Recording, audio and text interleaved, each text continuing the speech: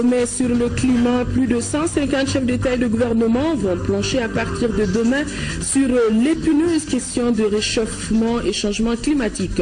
Le président de la République est déjà arrivé et pour coller au sujet, la rédaction ouvre une fenêtre sur l'ensablement du fleuve Niger, un sérieux problème pour les pays traversés. Le Mali, plus que jamais engagé dans le développement du secteur industriel. Hier, après une célébration de la journée de l'industrialisation, voilà qu'aujourd'hui, on inaugure une nouvelle usine de fabrication de câbles et fils électriques à Gabakoro 3. Mali Câble est une propriété du groupe Solouf. La danse du Sogonikou nous rappelle le Wassoulou. Elle est une danse énergique, spectaculaire, sensationnelle, soutenue par des chants de bravoure. Cheikh Oumar Sangaré, dans sa chronique Culture, nous fait revisiter le Sogonikou. Dimanche 29 novembre, jour de vote au Burkina Faso et visite du pape François en Centrafrique. Mesdames et messieurs, bonsoir et bienvenue dans ce journal. Paris abritera à partir de demain et ce jusqu'au 11 décembre la COP 21 où sont attendus 150 chefs d'État et de gouvernement. À ce rêve, parmi eux, le chef de l'État Ibrahim Boubacar Keïta qui est arrivé cet après-midi en compagnie de son épouse. Pour lui, cette rencontre permettra de mettre en œuvre des mesures concrètes pour lutter contre les changements climatiques. Ibrahim Boubacar Keïta espère que cette COP 21 sera le sommet de la décision.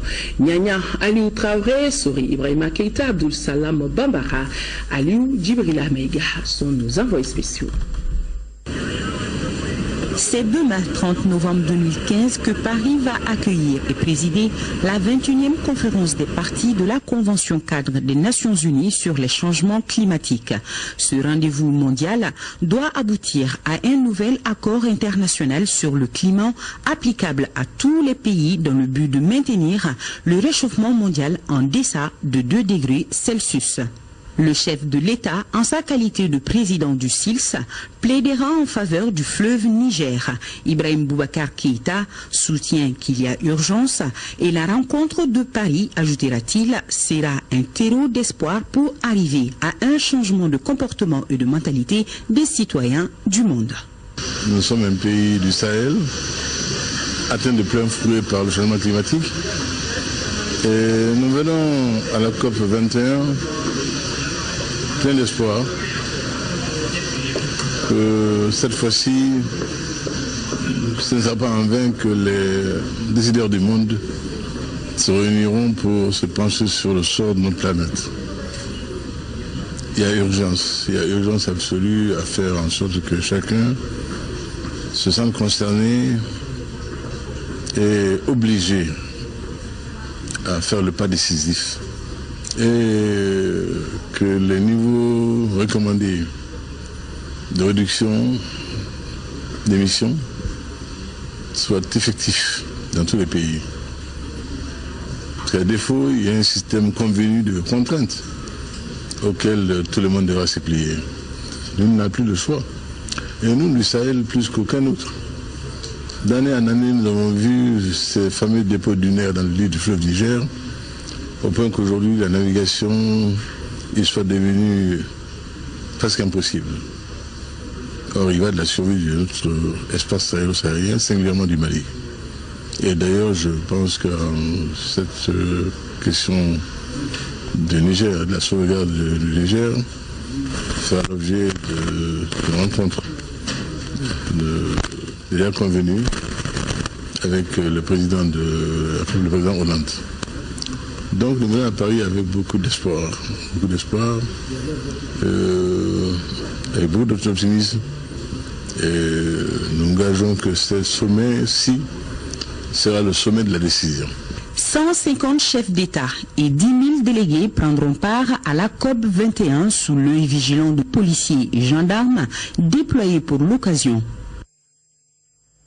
Paris, capitale du monde, et pour cause, 195 délégations y débarquent pour la conférence des partis COP21 sur le climat qui se tiendra au Bourget. Bourget, pour ceux qui connaissent Paris, c'est près de Paris.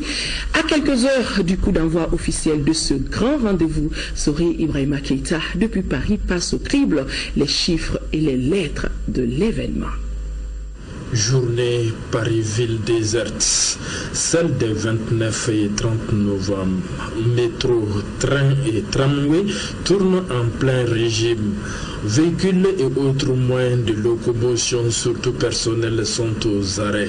Chat échaudé du 13 novembre craignant de nouveaux attentats dans la capitale du monde COP 2021. Ici, on n'a pas lésiné sur les moyens.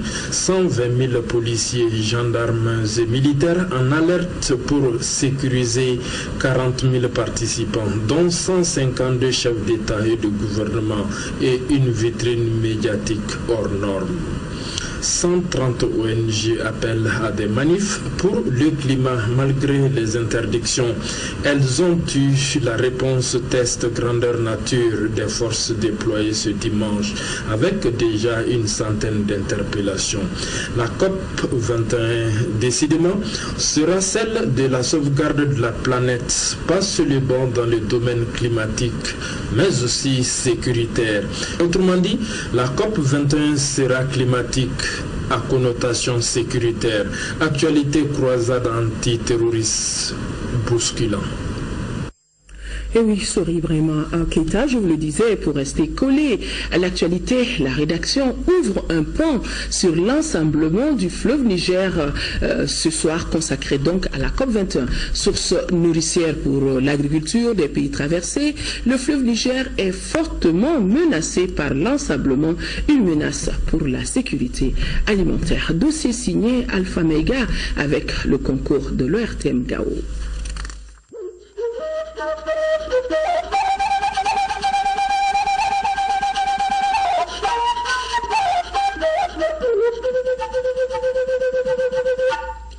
Principal fleuve d'Afrique occidentale long de 4200 km, le fleuve Niger draine un bassin estimé à 1 100 000 km², autrement dit 2 fois la France.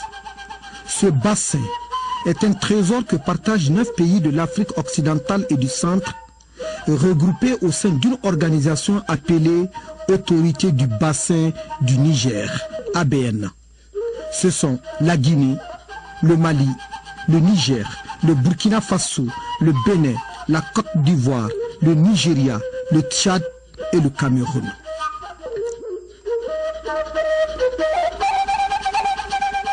Le premier ennemi de cette source nourricière est le sable. Aujourd'hui, le sable empêche au fleuve de fonctionner sur le plan hydrologique, sur le plan biologique et sur le plan économique. Sans le Nil, dit-on, l'Égypte serait un désert.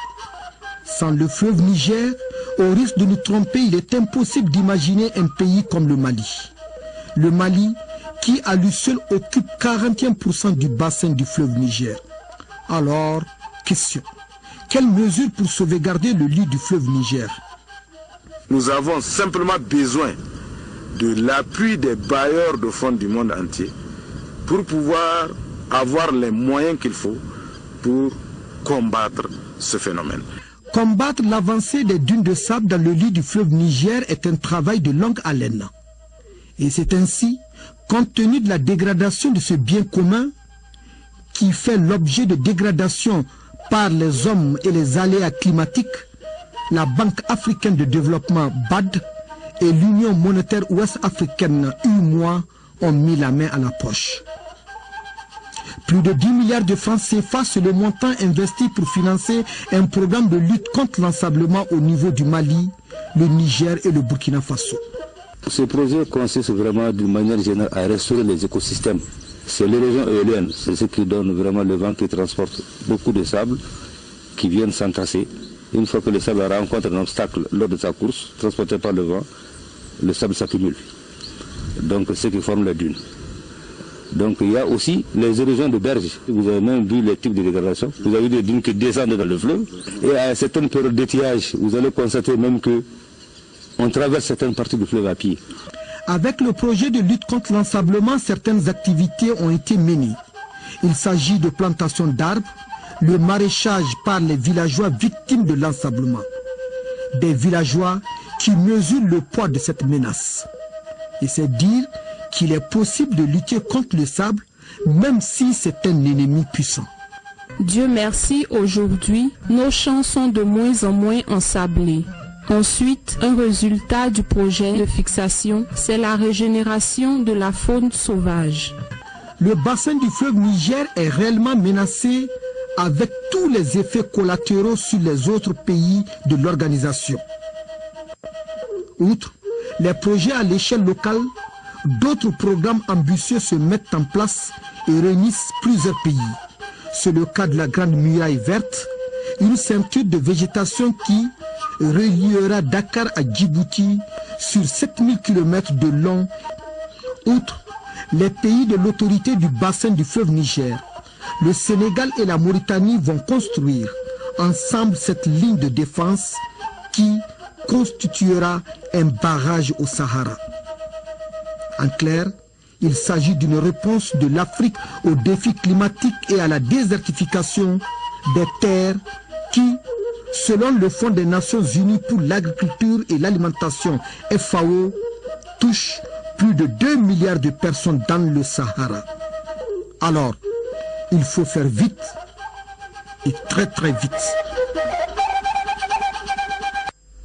COP 21, le Mali est fortement représenté au sommet de Paris. C'est ainsi que le président de l'Assemblée nationale, l'honorable Issaka Sidibé, à la tête d'une forte délégation de parlementaires, est arrivé ce dimanche à Paris pour prendre part à la COP 21. Cette conférence, qui va s'achever le 11 décembre prochain, doit aboutir à un nouvel accord contraignant et universel sur le climat applicable à tous les pays dans l'objectif de maintenir le réchauffement climatique mondial en deçà de 2 degrés. En marge des travaux, l'honorable Issaka Sidibé s'entretiendra avec nombre de ses homologues dans le cadre de la diplomatie parlementaire. Développement du secteur industriel, hier nous en avons fait large écho. Aujourd'hui, le message semble bien passé avec l'inauguration d'une nouvelle usine de fabrication de câbles et fils électriques appelée Malicable. L'usine vient d'ouvrir ses portes à Gabakoro droit dans la région de Koulikoro avec une capacité de production de 200 millions de mètres de câbles par an. Elle est une propriété du groupe Sodouf. Notre reporter Moussa Fane a suivi. Environ 5 milliards de francs CFA, c'est le coût de réalisation de l'usine Malicable, sise en Gabakoro droit dans la région de Koulikoro. Cette nouvelle usine de fabrication de câbles électriques a une capacité de production de 200 millions de mètres de câbles par an. Malicable est la première et actuellement la seule et unique fabricant de câbles et fils électriques au Mali et l'une des plus grandes en termes de capacité de production dans la sous-région. Une usine extraordinaire, puisque la fabrication des câbles et fils électriques contribue à l'électrification du pays et à la sous-région. Aujourd'hui, Malicable a plus de 45 salariés pour seulement 8 heures de travail par jour, mais en plein temps, elle aura la possibilité de créer jusqu'à 400 emplois directs et indirects, et a une capacité de production de 200 millions de mètres de câbles par an. Le ministre du Commerce et de l'Industrie a salué cette initiative du groupe Sodouf qui cadre bien avec les objectifs du département. Il a salué le promoteur quant à l'accompagnement du gouvernement. Pour le président de l'Assemblée nationale, Issaka Sidibé, cette usine devra contribuer au développement de la commune de Gabakoro droit. Et je constate avec beaucoup de plaisir que ce sont des jeunes de cet âge qui s'intéressent à l'industrialisation. Ceci, pour nous, pour notre pays, est un signe, n'est-ce pas, qui dit que les lendemains seront sans doute meilleurs qu'aujourd'hui. Mais l'industrie n'est pas facile, et vous le savez bien. L'industrie a beaucoup d'exigences. La première exigence, c'est d'abord l'unité telle qu'elle a été conçue. Il faut qu'elle réponde complètement aux besoins pour lesquels l'unité a été créée. Je lance un appel à tous les travailleurs. L'entreprise, c'est l'esprit d'abord. Il faut un esprit d'entreprise. Et il faut que tu sois d'accord avec le patron pour faire avancer l'entreprise. Cette unité industrielle ambitionne de satisfaire les besoins en câbles et fils électriques des pays de l'UEMOA. La nouvelle usine de production de câbles et de fils électriques a été réalisée en 2013. La troisième session 2015 de la Cour d'Assises s'ouvrira demain lundi 30 novembre. Une session qui va trancher 63 dossiers. 131 accusés comparaîtront dans des dossiers de crimes de sang, association de malfaiteurs et atteinte aux biens publics. Les travaux vont s'étaler sur 2 semaines. Selon l'avocat général près la Cour d'appel de Bamako, la tenue de cette troisième session à 1 mois de la seconde répond au souci de diligenter les dossiers. Amadou Sangou est au micro de Sira Bachili. C'est une session ordinaire qui entre dans le cadre de l'objectif qu'on s'est assigné de réserver au dossier un traitement diligent. Ceci pour faire face au surpeuplement que nous constatons au niveau de la maison d'arrêt de Bamako, lequel surpeuplement est aujourd'hui un phénomène inquiétant. Au total, c'est 63 dossiers comportant 131 accusés qui seront traités au cours de cette session. Il faut aussi préciser que plus de 50% de ces 63 dossiers sont des dossiers qui comportent des personnes en détention provisoire. Et au nombre de ces dossiers, il y a des cas d'association de malfaiteurs, des cas de crimes de sang, des cas d'atteinte aux biens publics et des cas d'atteinte aux mœurs. Il faut préciser d'abord que la Cour va siéger en 2 formations. Une dans la salle Boubacar Sidibé et l'autre dans la salle Diatigui Diarra. Les 2 formations vont siéger simultanément. Il nous arrive souvent, au cours des sessions d'assises, d'avoir des difficultés pour le fonctionnement des autres chambres. Il faut informer les justiciables qu'au cours de cette session, les autres chambres, c'est-à-dire la chambre commerciale, civile, sociale et même la chambre correctionnelle, ces chambres-là vont continuer à fonctionner dans la 3e salle qu'on appelle salle Amé Fofana. S'agissant des populations, c'est une bonne chose qu'elles s'intéressent à la Cour d'assises. D'abord parce que la Cour d'assises, c'est la plus haute juridiction répressive de droit commun. Ensuite, parce que dans sa formation, la Cour d'assises a des représentants directs du peuple, qu'on appelle les assesseurs, mais aussi les peines que prononce la Cour d'assises, comme toute peine d'ailleurs, a ses vertus. C'est donc une bonne chose que les populations, et particulièrement la jeunesse, viennent assister au déroulement des assises. Un mot de l'actualité sur le continent avec l'élection présidentielle se déroule depuis ce matin au Burkina Faso pour la première présidentielle depuis la chute du régime de Blaise Compaoré il y a 1 an de cela. Ils sont 14 candidats à briguer la présidence, un scrutin couplé à des législatives. Beaucoup de Burkinabés interrogés estiment que ces élections vont véritablement marquer un tournant dans l'histoire politique du pays des hommes intègre et marquer également la fin de la transition. La CENI burkinabé donne déjà un délai de 24 heures pour les résultats. Le président de la transition du Faso accomplissant son devoir civique ce matin.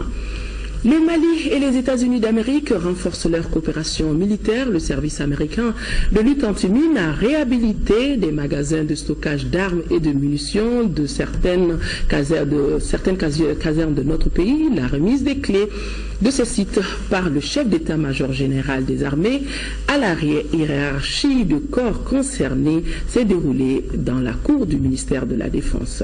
Commentaire Daouda Sidiki Diarra. Remise symbolique mais pleine de signification, car il s'agit de mieux sécuriser les armes légères dans notre pays. Après les événements douloureux qu'a connus le Mali, les armes légères et de petits calibres circulent d'une manière anarchique. Face à ce fléau, la gestion et la sécurisation des armes et des munitions restent des mesures préventives pour freiner cette prolifération. L'histoire récente de la Libye illustre par ses conséquences désastreuses sur l'Afrique de l'Ouest la nécessité de ce contrôle sur les armes et munitions. Outre les intentions résolument destructrices, une gestion inadéquate peut aussi entraîner des explosions accidentelles. La dernière en date en République du Congo est un rappel des menaces posées par une mauvaise gestion des stocks, dont les conséquences tragiques sont multiples pour la population, l'environnement de proximité, dans sa mission destinée à contribuer avec d'autres acteurs nationaux et internationaux à une limitation de la menace et des risques associés. UNMAS met en œuvre un programme de gestion des magasins d'armes et des dépôts de munitions selon des normes reconnues par la communauté internationale. Aujourd'hui, nous avons reçu les clés des magasins d'armes pour la gendarmerie, pour la garde nationale, pour la police et pour l'armée de l'air. Donc c'est un programme qui est en train de se mettre en œuvre et qui contribue à nous conforter dans notre sécurisation des sites des armes. Les armes et munitions ont été soustraites illégalement, ont été vendues et ce sont ces armes et ces munitions qui se sont retournées contre nous. Donc nous avons tout intérêt aujourd'hui à nous assurer que les conditions de stockage sont idoines, que les armes ne sont pas accessibles par n'importe qui. Elles peuvent l'être uniquement dans des conditions particulières. La visite des sites de stockage des armes et des munitions de la gendarmerie et de la garde nationale a mis fin à la cérémonie. 700 millions de francs CFA, c'est la valeur des équipements et matériels offerts par le Conseil danois pour les réfugiés aux populations de Niafunké dans la région de Tombouctou. Voyons le déroulé de la cérémonie avec Hamou Soumeila.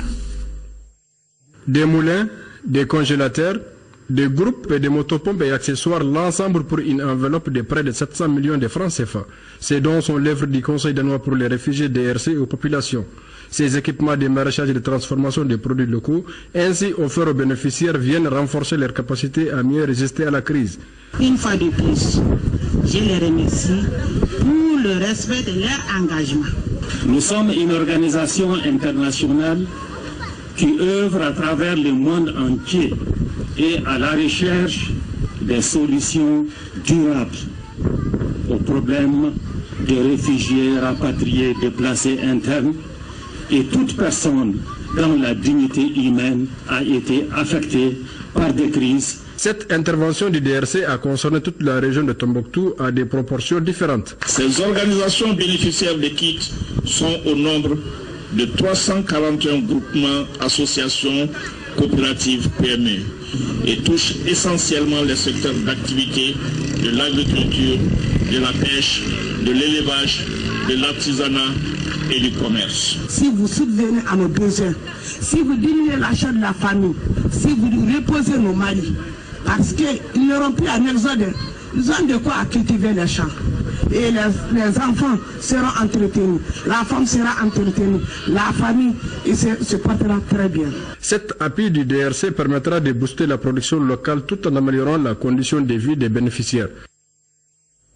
Voyons à Sikasso, 10 millions de francs CFA, c'est le coût d'un important lot de kits d'hygiène et de caisses à outils pour récompenser les écoles de Karangasso et de Zerelani, deux distingués du concours village et école propre, un concours initié par l'ONG Save Children International dans le cadre de son programme Wash, eau, hygiène et assainissement, exécuté dans 113 écoles du cercle de Sikasso. Sikasso, on fait le point avec Daouda Diakité. Composé de brouillettes, de balais, des dispositifs de lavage des mains au savon, de l'eau de javel et des caisses à outils, cet important lot de kits d'hygiène vient ainsi en récompense des écoles de Karangasso et des Zélanidés, distinguées du concours école et village propre, lancé entre 113 écoles du cercle de Sikasso. Coût total de l'investissement, 10 millions de francs CFA. L'école a complètement changé, même au niveau du village, dont les pratiques maintenant sont changées. Tout le monde maintenant, le village maintenant est devenu un village hygiénique et l'école maintenant est devenue propre et assainie. Je conseille tous ceux qui ont bénéficié de ces lots-là, que ce soit par pool de déclenchement, je conseille maintenant mes camarades et les élèves de bien gérer les kits d'hygiène qu'on a reçus. Un geste de l'ONG Save the Children International dans le cadre de la mise en œuvre de son programme WASH, eau, hygiène et assainissement en milieu rural en général et dans l'espace scolaire en particulier. Les récompenses, oui, mais aussi un message pour ces écoles et pour toutes les écoles que garder l'école propre, garder la bonne pratique d'hygiène, c'est très important pour la santé des enfants, mais aussi de la population en général. Occasion pour les élus et services techniques d'appui de remercier le partenaire Save the Children avant de s'engager à travers la signature du protocole d'accord pour la gestion efficiente des infrastructures et équipements pour le bonheur de l'école malienne. Coton intégralement enlevé, producteurs payés dans un délai record et grainage bouclé à temps recommandé. Tels sont les constats à l'issue de la campagne de commercialisation 2014-2015, constat publié lors de l'Assemblée générale de l'interprofession coton qui vient de se tenir à Sikasso. C'était sous la présence de Bakary Torola, président de l'interprofession. Compte rendu, c'est Koukonaté. C'est 24 heures seulement après la rencontre bilan de commercialisation de la CMDT Holding que les producteurs regroupés au sein d'une interprofession se retrouvaient à l'hôtel Maïssa pour leur assemblée générale annuelle. Occasion d'évaluer la campagne de commercialisation de l'or blanc produit lors de la campagne 2014-2015. Par rapport au bilan de la campagne 2014-2015, ça a été un bilan positif. Parce que tous les engagements qu'on avait pris entre nous et la CMDT et l'OACN ont été honorés. Le prélèvement des cotons-graines avec les producteurs à temps, le paiement du coton-graines avec les producteurs à temps, le paiement des crédits par les producteurs à la banque. Un sentiment de satisfaction qu'il convient de maintenir, mais cela passe par un plus grand engagement et un travail minutieux pour répondre aux exigences de qualité. Sensibiliser les producteurs, de prendre acte, de bien voir le coton à la base s'il y a des problèmes, de trier le coton pour que ça ne soit pas de problème. Parce que c'est la filière qui prend tous les salaires. Donc si ce n'est pas bien fait, ce n'est pas bon pour les producteurs, ce n'est pas bon pour la filière. Le financement du paiement du coton grain déjà, le PDG nous a assuré, ça c'est déjà réglé. Et c'est dit, c'est vrai, tous ceux qui sont en train de relever, on est en train de payer les cotons grains avec les producteurs déjà. Donc il n'y a pas de problème d'argent. L'entretien des routes pour faciliter le transport du coton, la rigueur dans la sélection du coton et le renforcement des relations entre la CMDT et les producteurs sont quelques-unes des recommandations issues à l'issue de cette assemblée annuelle de l'interprofession coton. Les producteurs de sésame auront désormais l'information sur la campagne de commercialisation au même moment. Cela pour l'uniformisation du prix du sésame. C'est ce qui ressort du dernier forum tenu la semaine dernière dans l'enceinte de l'usine de conditionnement du sésame à Fana. Envoyé spécial Mamourou Sidibé et Sidiki Balo. Le clou de la deuxième journée de lancement de la campagne de commercialisation du sésame malien a été la synthèse et la proposition de prix d'achat de base. Les travaux ont été soigneusement menés par un comité de suivi et d'orientation composé de 2 représentants des producteurs des régions concernées, Mopti, Ségou, Koulikoro, Sigasso et Kaye. Nous sommes convenus sur une fourchette de répartition qui fait que le producteur étant l'acteur le plus important de la chaîne, nous lui avons attribué 65% et les opérateurs économiques 35%. Traduit par rapport au prix d'aujourd'hui, ça fait que le coût du sésame au Mali sera de 350 francs le kilo. En raison de l'espoir qu'il porte à la filière, le réseau Bédaï-Rouablon se veut une plateforme de coordination et de gestion de la chaîne de valeur sésame. Il est mis en place en 2013 par plusieurs acteurs dont Prosema, promotion du sésame du Mali, et s'affiche comme la principale entreprise leader pour faire face aux multiples défis de la filière.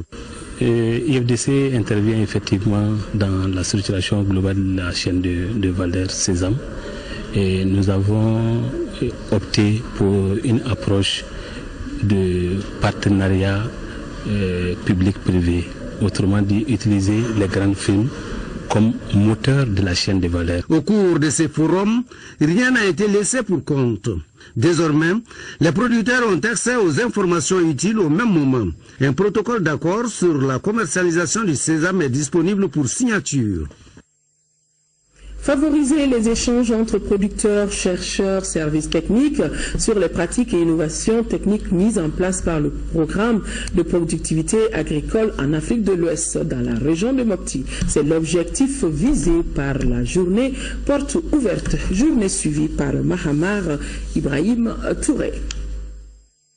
Au total, 80 personnes, dont 70 représentants des membres du collège du comité régional des utilisateurs des résultats de la recherche agricole venant des 8 cercles de la région de Mopti et 10 représentants des services techniques des organisations et associations de producteurs participent à la journée porte ouverte interpaysanne intitulée Semaine des utilisateurs au voyage d'études. Nous avons jugé nécessaire à travers les acquis de la recherche, voir ce que les producteurs peuvent s'apercevoir du travail des chercheurs et échanger avec eux, voir dans la mesure de la possibilité par rapport à la diffusion, comment ces paquets technologiques pourront être diffusés. Les paysans ont découvert avec nous 4 nouvelles variétés irriguées. Ils ont pu poser beaucoup de questions pour avoir d'autres compréhensions en matière de production de ces 4 variétés. Les visites d'échange qui portent sur l'expérimentation de plusieurs variétés de riz offrent une opportunité de partage de leçons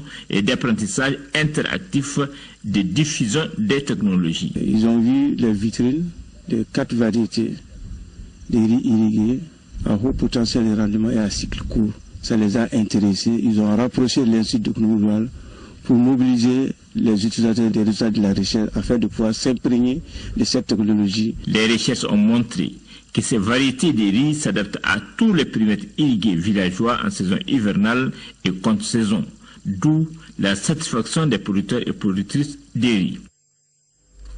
Plus de 400 millions de nos francs, c'est la valeur de produits alimentaires et non alimentaires périmés ou contrefaits qui vient d'être saisis et incinérés par la Direction nationale du commerce et de la concurrence. L'opération qui s'est déroulée à Kati vise à défaire les commerçants vendeurs de ces produits nocifs à la santé des consommateurs. Fademba Keita, compte rendu. Ces produits incinérés se composent de plusieurs cartons de jus de boisson en poudre de marque Trix, en sachet de café Tama, de canettes Bavaria 86, de boissons B50 de contrefait, de lait Ingrédia et Mélolac Sipch et des pâtes dentifrice périmées. Dans le contenu des camionnettes figurent également des produits non alimentaires avariés tels que les insecticides, les bidons d'alcool, entre autres. Nous les avons saisis parce que c'est des produits qui ne doivent pas être commercialisés. Les produits alimentaires impropres à la consommation ne doivent pas être consommés. Et puis les produits contrefaits ne doivent pas concurrencer les propriétaires des marques. Cette prouesse, fruit d'une série d'opérations menées par la structure, s'effectue conformément à l'article 74 de l'ordonnance 07025 PRM du 18 juillet 2007 portant réorganisation de la concurrence dans notre pays. Ça fait partie de nos missions de protection des consommateurs. Nous avons pour mission de veiller à ce que les consommateurs aient accès à des denrées alimentaires de qualité. La valeur des produits saisis aussi entre 350 et 400 millions de francs CFA.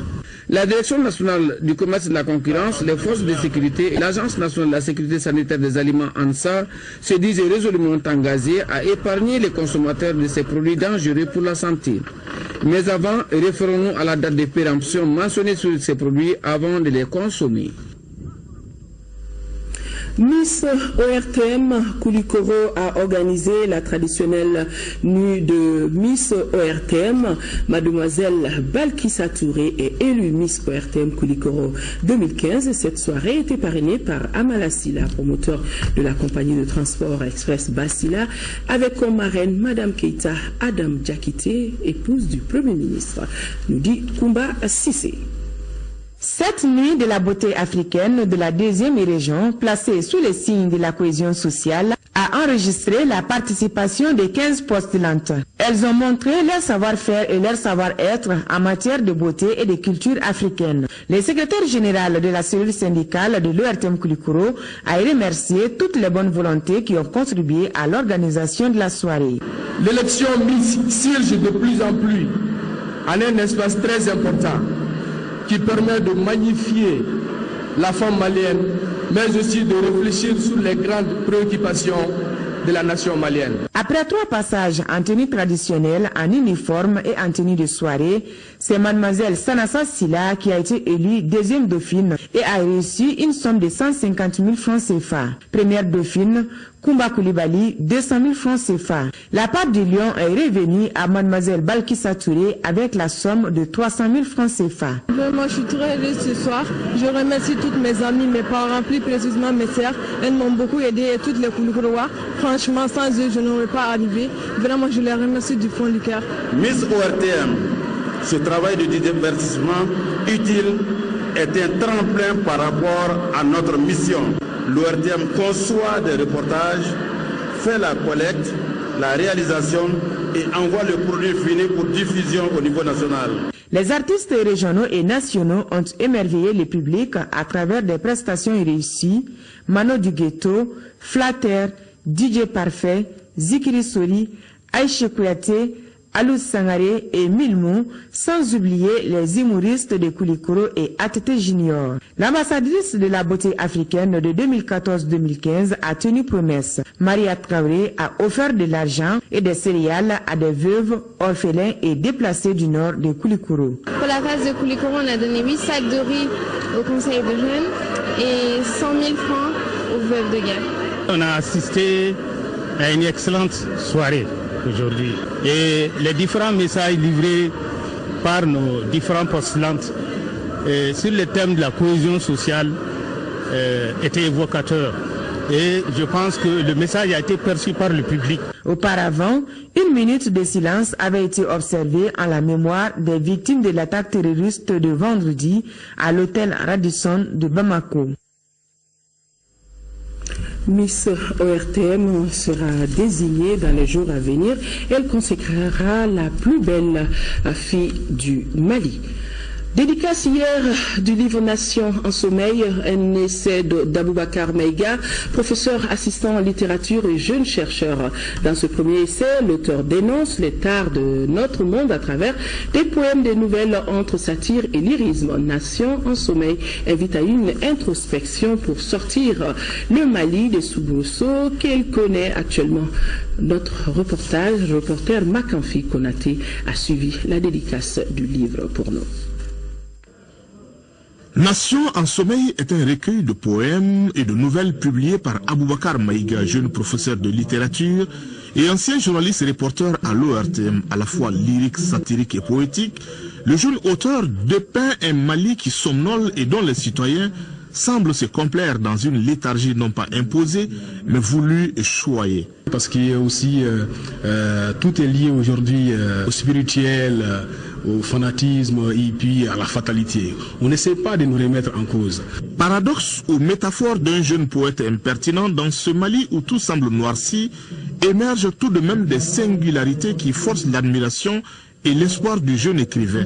À titre d'exemple, ce poème dédié au professeur Djonkunda Traoré ou cet autre dédié au lieutenant-colonel Nema Sagara, deux modèles de bravoure, de courage, mais aussi de tolérance et d'amour pour le Mali. J'ai tenu à évoquer l'héroïsme de Madame le colonel Sagara, parce que ce que Nema a fait mérite vraiment d'être immortalisé dans l'histoire pour qu'on sache que les femmes aussi ont non seulement leur rôle à jouer dans la construction de notre pays, mais que d'autres femmes peuvent s'en inspirer pour intervenir ou bien pour faire des actions de bienfaisance ou bien des actions de bravoure dans d'autres domaines. Au-delà du romanesque et de la satire, cet ouvrage est en soi une invite à un sursaut national. Il invite les uns et les autres à agir, à sortir de la théorie. Aujourd'hui, il évoque dans cet ouvrage pas mal de thématiques, l'amour, il évoque le mariage précoce, il évoque des problèmes sociaux qui nous interpellent tous. L'ouvrage est préfacé par Alassane Suleiman, un journaliste qui, à travers cet exercice, s'est découvert une nouvelle vocation, celle de critique littéraire. Dans sa préface, il écrit, je cite, « Aboubacar Maïga dépeint, dénonce, acquiesce, narre et raconte son monde, son vécu, son environnement au gré des hauts et des bas inhérents à la vie humaine et à la vie en société sans frontières. » Fin de citation. L'ouvrage de 140 pages est édité par les éditions La Sahélienne et disponible en librairie depuis 2014. Ce que Makanfi Konaté a oublié de signaler, Abouakar Meiga est aussi journaliste. Le dossier culture nous amène dans la contrée du Wassoulou pour faire un gros plan sur le Sokoninkou. Le Sokoninkou est l'une des nombreuses danses de la localité. C'est une danse énergique qui appartient aux sorciers dans le temps. Une danse spectaculaire, sensationnelle, soutenue par des chants de bravoure. Voyons tout cela dans ce dossier signé chez Koumar Sangaré.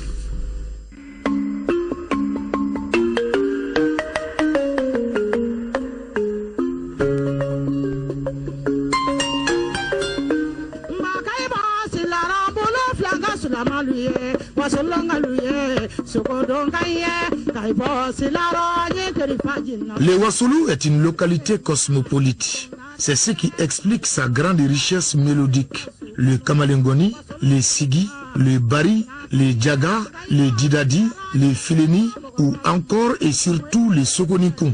Le Sokoninkou serait une danse d'origine Bamana. La danse du Sokoninkou est une danse qui vient de la contrée des Bamana. Seulement, sa pratique est beaucoup plus physique chez nous que chez les Bamana. Le rythme du Sokoninkou accompagne le plus souvent les cultivateurs lors des travaux champêtres dans le but de les galvaniser. Dans le Wassoulou, le Sokoninkou constitue le clou de plusieurs grandes manifestations populaires. Les danseurs portent des masques d'animaux parés de miroirs, de coris et des costumes à base de fils de sac. Ils tiennent parfois deux béquilles qui servent à imiter les animaux.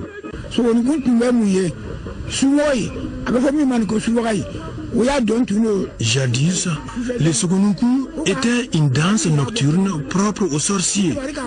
Ce sont des pratiques d'envoûtement qui ont popularisé cette danse.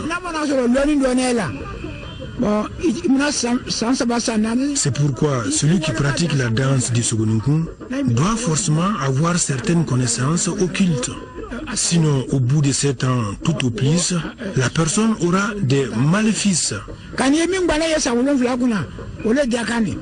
Le rythme palpitant du Sokoninkou est produit par un orchestre de djembé.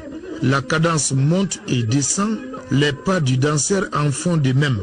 L'ensemble est accompagné par une voix généralement féminine exécutant des chants fredonnés qui font l'éloge des braves paysans ou des grands personnages. Le tout se passe dans une cohérence qui fait la beauté du Sokoninkou.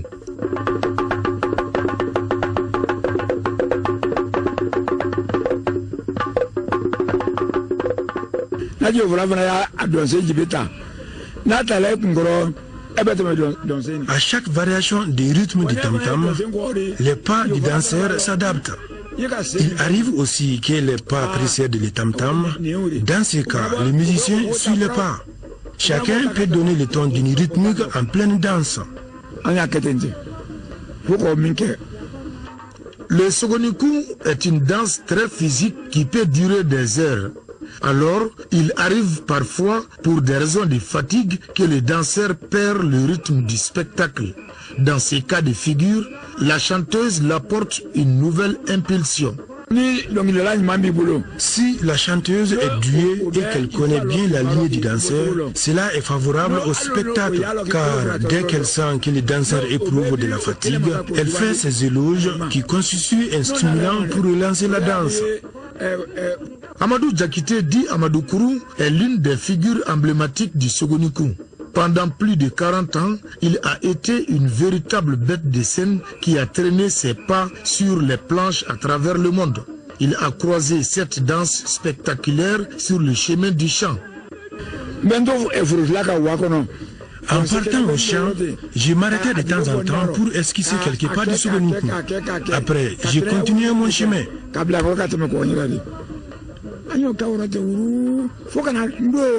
Cela a continué jusqu'à ma professionnalisation au lendemain de l'indépendance du pays.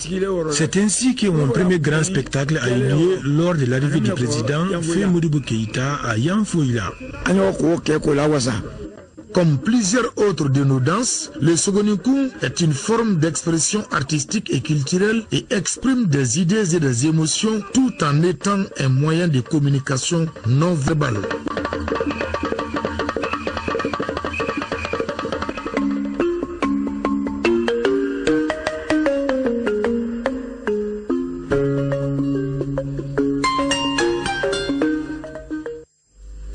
L'utilisation des pétards et autres feux d'artifice est une pratique très courante pendant les fêtes de fin d'année. En dépit du caractère festif lié à leur utilisation, ceci constitue un danger pour la sécurité des populations.